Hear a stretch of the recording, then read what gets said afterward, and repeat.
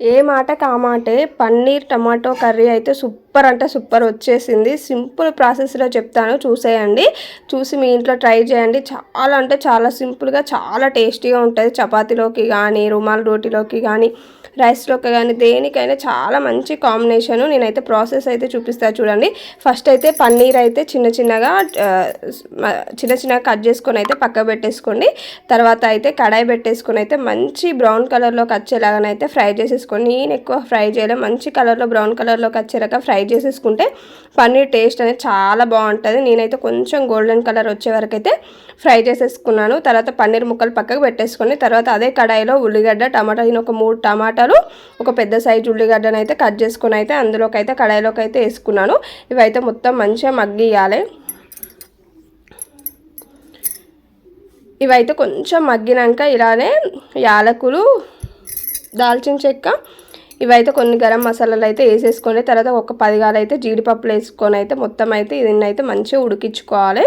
ఎంత అంటే పచ్చి వాసన పోయే వరకు అయితే ఉడకాలి. ఎందుకంటే మళ్ళీ తర్వాత పచ్చి పచ్చి వస్తుంది కాబట్టి డైరెక్ట్ కూడా వేసేసుకుంటారు. ఇట్లా కొంచెం ఉడకబెడితే మంచిగా ఉంటాయి. ఈ ఉడికినాక తర్వాత చల్లగైనాక మిక్సీ జార్లోకి తీసుకొని ఉప్పు, కారము, గరం మసాలా, ధనియాల పొడి, జీలకర్ర పొడి మీ ఇష్టం అండి, ఏది ఉంటే అది వేసేసుకొని ధనియాల పొడి ఉన్న గరం మసాలా వేసుకున్నాను.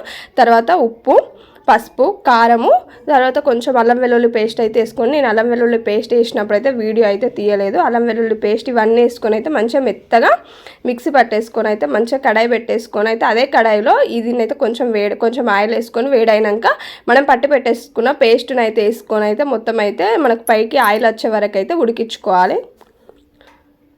చూసారా, ఇలా పైకి ఆయిల్ వచ్చే వరకు అయితే ఉడికించుకున్నాక తర్వాత మనము ఫ్రై చేసుకొని పక్కకు పెట్టేసుకున్న పన్నీర్ ముక్కలను అయితే వేసుకొని అయితే ఇందులోకి అయితే మంచిగా ఉడికించుకోవాలి. పన్నీర్ అయితే కొంతమంది పెద్ద కట్ చేస్తారు, మా ఇంట్లో అయితే చిన్న కట్ చేస్తేనే ఇష్టపడతారు. పెద్దగా ఉంటే అస్సలు ఇష్టపడరు. మళ్ళీ కొంచెం గ్రేవీగానే ఉండాలి, మరీ గట్టిగా అయితే ఉండకూడదు.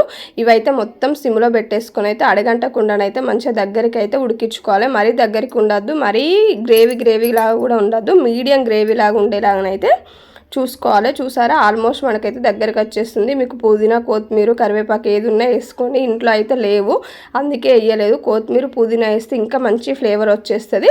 దగ్గరికి అయితే అయిపోయింది, ఇక బంద్ చేసుకున్నాను. Thank you for watching. ఒకసారి అయితే ఇంట్లో ట్రై చేయండి, ట్రై చేసి ఎలా వచ్చిందో కామెంట్ చేయండి. అలాగే సబ్స్క్రైబ్ చేసుకోవడం అయితే మర్చిపోవద్దు.